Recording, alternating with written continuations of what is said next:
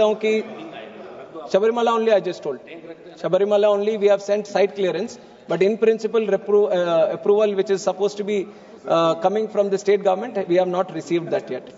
And SAF is one important aspect. SAF we also want to push. SAF के लिए है sustainable aviation fuel, ये greener way of generating fuel है, क्योंकि काफी चर्चा इस पे भी होती है। जो एग्जिस्टिंग एटीएफ है उससे प्रदूषण बहुत ज्यादा होता है और ये ऊपर ही ऊपर रहता है, तो उसके कारण एयर पोल्यूशन भी काफी ज्यादा होता है। इंटरनेशनली बहुत बड़ा सब्जेक्ट बन गया है ये। आदरणीय प्रधानमंत्री जी के आशीर्वाद से हम दावोस भी गए थे, उसमें पार्टिसिपेट किया, तो वहां पे भी जो भी सेमिनार जो भी समिट हम अटेंड कर रहे थे उसमें पूरी बात सैफ की ही हो रही थी।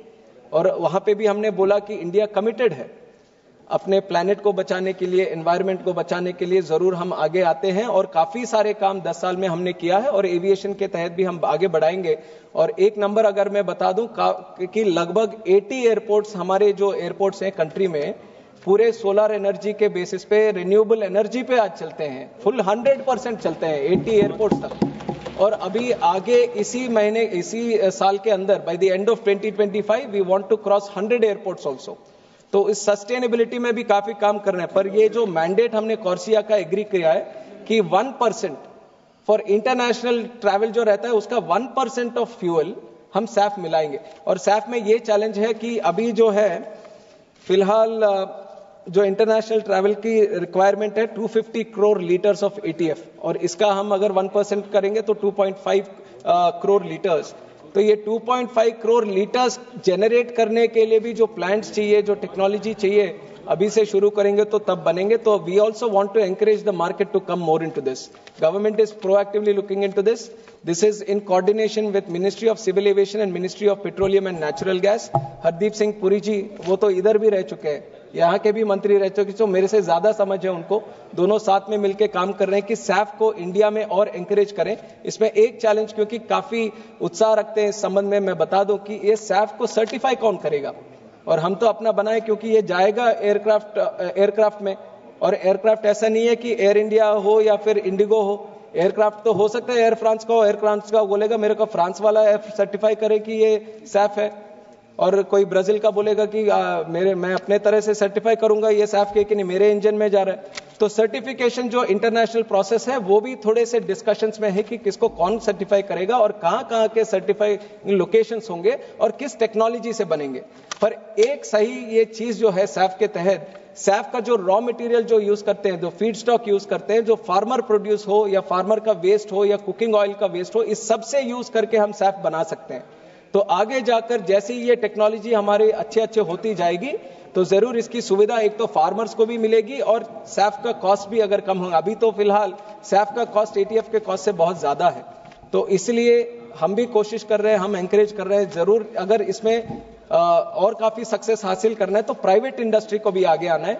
हमने अपनी मिनिस्ट्री की तरफ से, मिनिस्ट्री ऑफ पेट्रोलियम की तरफ से भी एक वर्किंग ग्रुप बनाया और बार हर क्वार्टर में इसका एक वो भी कर रहे हैं। और हम चाहते हैं कि मार्केट में भी ये बात जाए कि हम सरकार की तरफ से सैफ को बढ़ा रहे हैं ताकि और उत्सुकता से साथ इसके अंदर आए। और ऐसे काफी सारे विषय हैं, मैं हो सकता है कि कुछ पॉइंट्स मिस कर गया हो, बट जरूर मैं अवेलेबल रहता हूं हर सेशन के टाइम पे, या सेशन ना हो तब भी मैं अवेलेबल रहता हूं। कोई भी बात हो तो जरूर मेरे तक पहुंचाएं।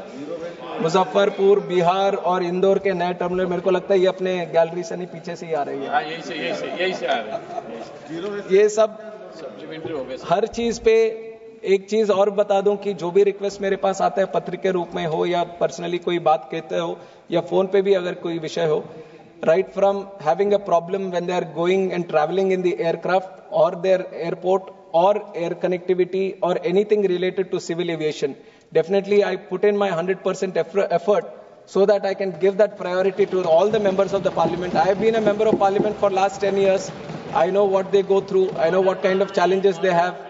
So I'm truly there with all the issues that you present to me, and each and everything is duly noted. We do the due correspondence.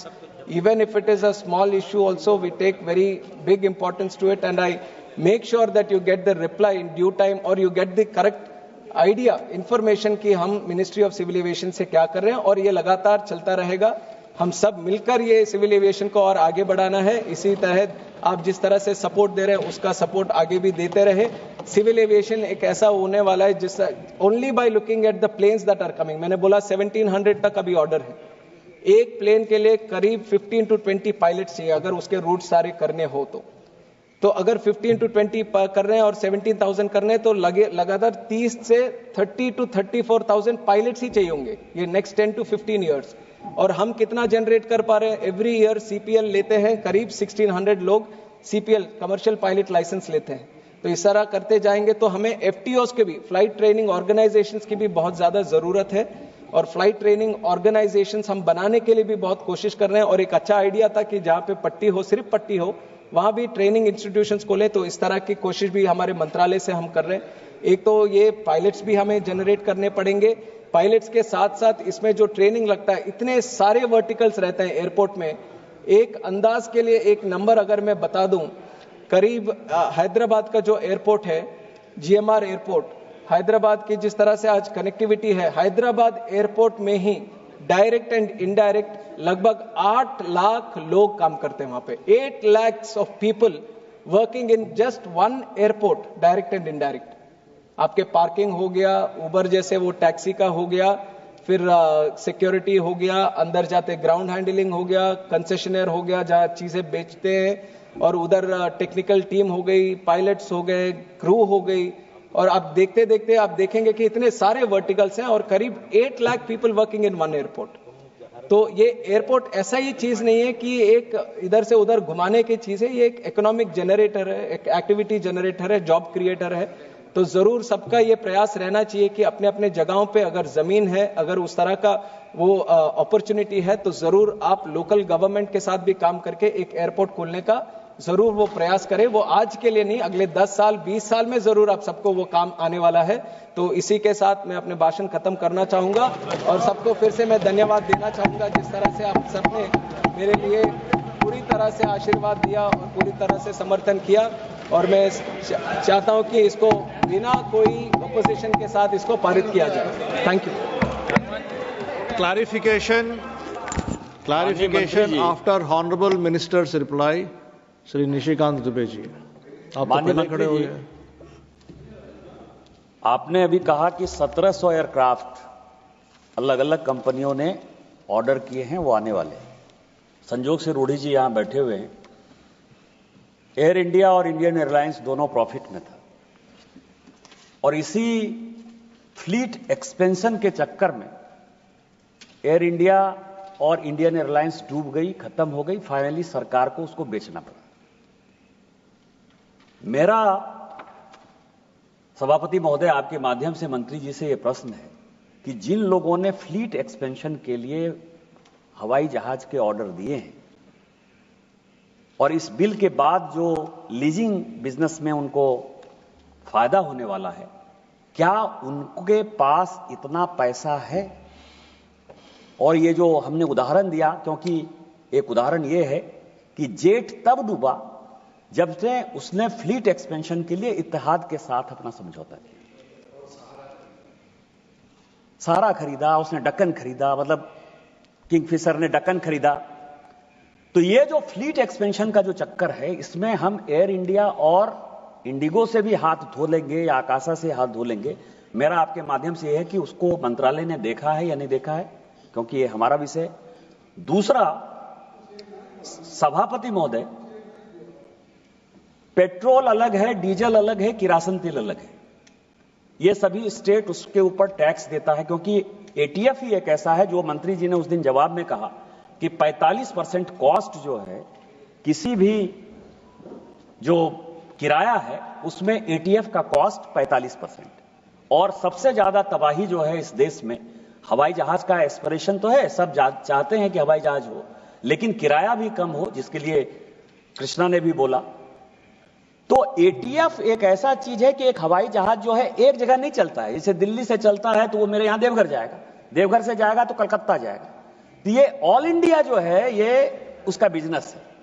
तो क्या एटीएफ के बिजनेस को आप जीएसटी के अंदर में ला पाएंगे? और नहीं ला पाते हैं तो उसके पीछे क्या समस्या है? क्योंकि एटीएफ पेट्रोल और किरासन तेल नहीं है। और थर्ड, जो एफटीओ है, इसी हाउस में मेरे देवघर एयरपोर्ट के लिए एफडीओ अनाउंस हुआ मंत्री ने आश्वासन दिया, लेकिन आज तक 4 साल में वो एफटीओ नहीं बन पाया है। क्या हमारे देवघर में वो बनेगा? 2-3 विषय है। एक तो जो है कि क्या पैसा है एयरलाइंस के पास इसको लेने के लिए, ये सब ये अलग तरीका का एक लीजिंग मॉडल भी बना है अब, SLB, sale and lease back model, और ये इंडिगो काफी अच्छी तरह इसको करता है। इंडिगो जब 100 प्लेन अगर एक साथ ऑर्डर कर ले, 200 प्लेन ऑर्डर कर ले, तो मैं बस एग्जाम्पल के लिए बोल रहा हूँ, एक प्लेन अगर 100 रुपए का मिलता हो, तो अगर 100 प्लेन आप साथ में लेते हैं तो एयर बनाने वाला भी बोलता है चलो आप एक साथ ले रहे हैं तो डिस्काउंट ले लीजिए। हो सकता है उनको 50% भी डिस्काउंट मिल जाए, जो 100 का प्लेन था 50 में मिल रहा है, वो 50 पे प्लेन ले लेता है वापस, और 100 प्लेन जो है वो 50 पे ले रहा है। अब जो 10,000 होना था वो अभी 5,000 ही है, और ये 5,000 ये प्लेन इनका खर्चा हुआ, और ये 100 प्लेन आगे वही सेल कर देता है। और ये अब सेल करता है क्योंकि वो अगर कोई बंदा सीधा जाके ले तो उसको 100 में मिलता है, पर इनको मिला 50 में। पर ये जब सेल करेंगे तो 70 पे कर सकता है, 80 पे कर सकता है। तो इनको already just in this transaction 20 या 30 रुपए का इनका ऑलरेडी ये प्रॉफिट हो गया। तो ये SLB मॉडल भी आजकल चलने लगा है, जिससे कि ऐसा है कि ये जो फाइनेंसिंग है पैसे की, अगर दूसरी तरह अगर रखें, उनके पास है कि नहीं, पर इनका एक प्रॉफिटेबल मॉडल बन गया लीजिंग के तहत। उसी लीजिंग को हम बढ़ावा दे रहे हैं, तो जरूर उनके पास वो क्षमता होगी कि आगे जाते हुए वो करें। और दूसरी चीज हमारे बिल में भी हमने रखा है कि DGCA एक रजिस्ट्री जैसा रहेगा, जो लीजिंग के पर्पज में जो भी क्रेडिटर हो या डेबिटर हो, तो उसका पूरा इंफॉर्मेशन, कौन सा एयरलाइन किस लेसर के साथ, वो चाहे अंतरराष्ट्रीय स्तर पर भी हो, तो किसके साथ वो एग्रीमेंट किया है, कितने प्लेन लेकर आए और कितने ड्यूज हर एयरक्राफ्ट पे है, ये रेगुलर टाइम पे DGCA उसका ख्याल रखेगा। तो जैसे अगर कुछ any bad thing happening, तो definitely DGCA will come to know before itself, so that when we can take appropriate action. और दूसरी चीज, एक एयरक्राफ्ट फ्यूल की भी बात करी, और क्योंकि 45% ऑफ दी एयर फेयर्स ये फ्यूल पे ही डिपेंड करता है, तो इसलिए मैंने आने के बाद मैंने सारे मुख्यमंत्री जहां जहां पे ये 5% से ज्यादा है, और काफी स्टेट्स ने, लगभग 20 स्टेट्स ने इसको 5% से कम कर दिया है, और कुछ ऐसे स्टेट्स हैं अभी भी, वेस्ट बंगाल है, दिल्ली भी है, अभी तक था, तो हमने अपने नए मुख्यमंत्री जी को भी एक पत्र लिखा कि दिल्ली से इसको 25% को कम कीजिए। और 1% से ऐसा होता है कि सारे एयरलाइंस और कनेक्टिविटी देने के लिए वहां पे उत्साहित होते हैं, तो जरूर ये कोशिश हमने की। और जो आपने पूछा कि इसको GST के अंदर क्यों नहीं लाते, और GST के अंदर लाने का एक प्रयास भी किया गया था इसका, और रिसेंटली भी GST काउंसिल में इसका विषय उठाया था, पर उसमें सारे स्टेट्स भी एक पार्टनर है, काफी सारे स्टेट्स ने उसके खिलाफ बोला, तो उसका वो रिजेक्ट हो गया कि इसको GST में ले, तो वो वहां पे था, GST में भी इसका रिजेक्शन हो गया। और FTO की जब बात आई, मैंने कहा yes, and regarding the FTOs, we definitely, like I said, we need more FTOs in the country. We are opening up all the airports, and definitely we will look into the Devgarh airport also. हर जगह पे जो भी आएंगे वो सब FTOs का हर जगह पे हम कोशिश करेंगे कि जितना हो सके उतना ज्यादा FTOs लेके आए।